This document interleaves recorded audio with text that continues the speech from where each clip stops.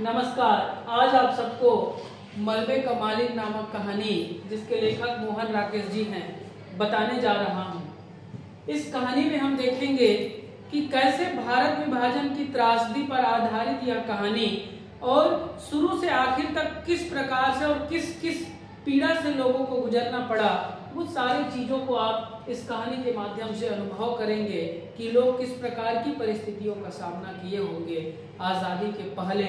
तो हम देखें मलबे का मालिक। मलबा मतलब किसी भी घर का टूटा हुआ जो सामान है, जो खंडहर जो पड़ा हुआ है उसी को, और उसमें जो घर का सामान जो ईंट कंकड़ रेत पत्थर जो टूट के बिखर गया है उसको मलबा कहा गया। तो उस मलबे का मालिक नामक कहानी के रचनाकार मोहन राकेश जी हैं, और इस कहानी के हम प्रमुख पात्रों को देखेंगे कि कैसे किस पीड़ा से लोग गुजरे। जो गनी मियां हैं वो कैसे अपने परिवार को छोड़कर पाकिस्तान चले जाते हैं, लेकिन पाकिस्तान इनके जाने के बाद इनके परिवार का नामो निशान मिट जाता है। वो सारा चीज हम इस कहानी में शुरू से लेकर अंत तक देखेंगे।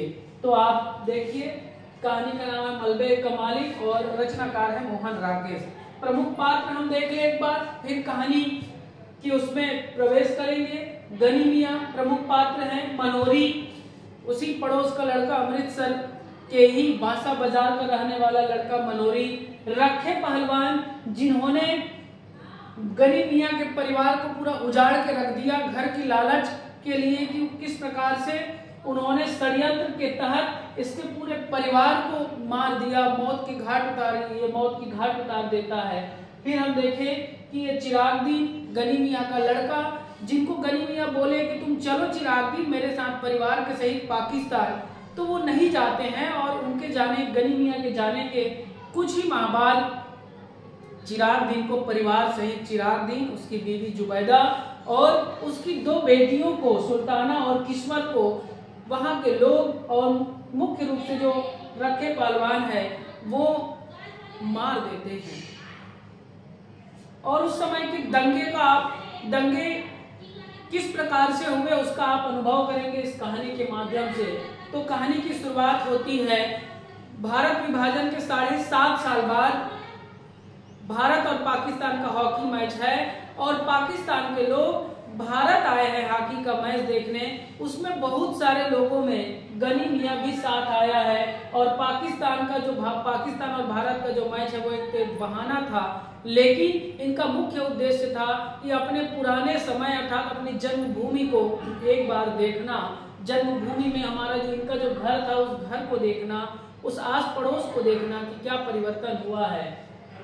तो उस समय के बाद आजादी के 7.5 साल बाद अमृतसर के बाजारों में हम देखते हैं फिर से वो तुर्की वाली टोपी, धारीदार टोपी, गोल टोपी फिर से देखने को मिल रही है। और उसी बीच ये जो पाकिस्तान के जो जितने भी लोग आए हैं, जितने भी उस दल में जो सदस्य हैं, वो सारे लोग अमृतसर के बासा बाजार को घूम रहे। मैच तो एक बहाना था और घूमते हुए देख रहे हैं कि अरे यहाँ ये भी बदल गया है, अरे यहाँ ये भी बदल गया है। और कुछ लोग इनको देख के डर जाते हैं और वो रास्ते से हट जाते हैं, और कुछ लोग इनसे लगाववश इनके साथ हो जाते हैं और साथ ही साथ चलने लगते हैं।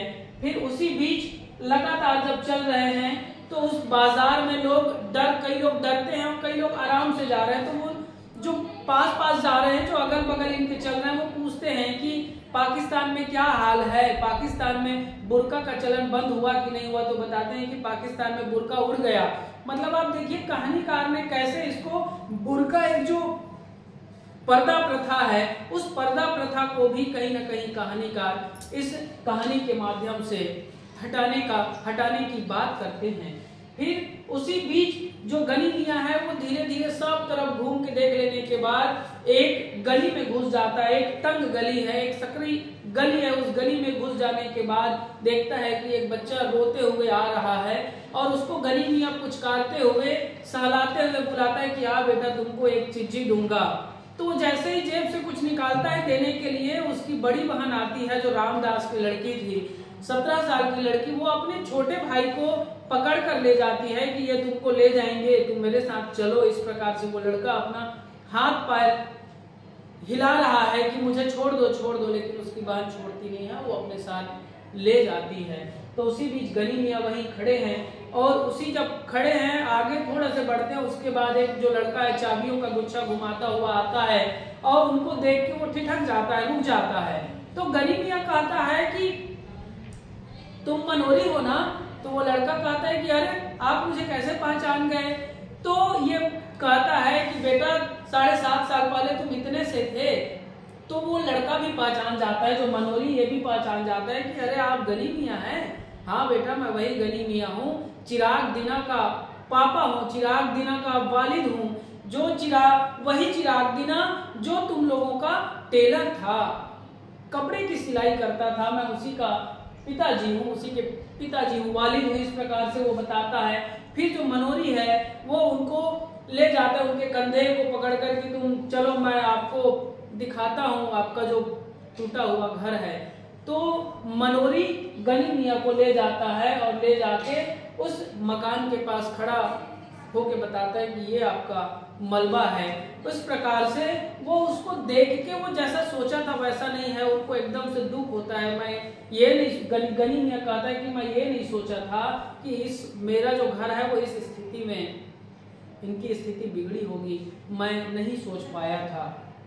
इस प्रकार से खूब बातें करता है और भावुक हो जाता है। बताता है कि काश मैं भी अगर यहाँ होता तो इनके साथ मेरी भी मृत्यु हो गई होती और आज ये दुख का दिन मुझे देखना नहीं पड़ता। इस प्रकार से गनी मियाँ जी भावुक हो जाते हैं। तो उसको संभालते हुए जो मनोरी है वो उनको संभालते हैं और समझाते हैं कि उसको दुख मनाने से इसकी कोई आवश्यकता नहीं है। तो इस प्रकार गनी मियाँ फिर बताते हैं कि कैसे मैं उनको बार बार बोला चिराग दीन को कि तुम चलो परिवार से मेरे साथ, लेकिन वो नहीं माने।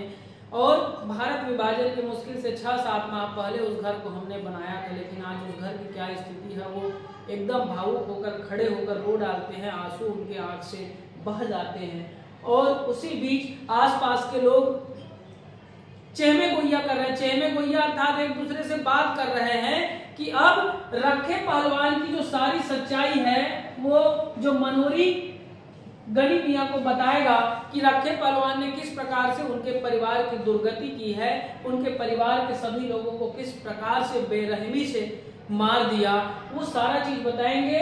तो गनी मियाँ को सच्चाई पता चलेगी और दोनों में लड़ाई होगी। इस प्रकार से लोग देख रहे हैं, अपने घर की खिड़कियों से देख रहे हैं, सामने नहीं जा रहे हैं।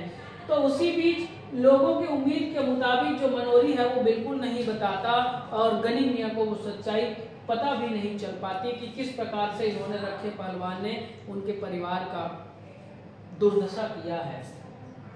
अब उसी बीच गनी मियाँ वहां से निकलने के पहले ही वो रखे पहलवान के पास चले जाते हैं। जो कुएं का एक वो है, कुएं में जब दीवार बनाते हैं उसके उस पर चौड़ी जब बनाया गया, उसी चौड़ी में वो सोए हैं, पीपल पेड़ के नीचे बिसुर कर सोए हैं। वहां पास जाके कहते हैं कि और रखे कैसे हो?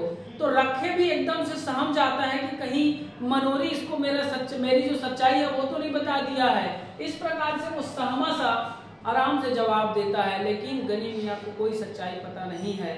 और इसी बीच फिर गनी मियाँ इनसे अपने सारे पुराने बातों को करते हैं और वो बताते हैं कि बेटा रखे तुम पर चिराग दीन को खूब विश्वास था, मैं उनको बोला कि यहाँ से चलो तो उनका एक ही शब्द था कि यहाँ जो रखे पहलवान है और जितने भाई हिंदू भाई हैं वो सभी तो मेरे भाई हैं और इन लोगों के रहते कोई मेरा बाल भी बाका नहीं कर सकता पिताजी, इसीलिए मैं यहाँ से नहीं जाऊंगा। अब्बू जान मुस्लिम भाषा में ये कहते थे कि अब्बू मैं यहाँ को छोड़ के नहीं जाऊंगा, आपको जाना है तो आप चले जाइए। इस प्रकार से वो कहते थे और फिर वहां भावुक हो जाते हैं गनी मियाँ और अपनी भावनाओं को वो उमड़ते हैं और लेकिन वो एकदम से परेशान हो जाते हैं और अपनी परेशानी को छिपाने के लिए, चूंकि उम्र का भी तकाजा है, वो इनकी इतनी उम्र है कि वहां इन चीजों को झेलने के लिए फिर से इन दोहराव के लिए सहन शक्ति नहीं है।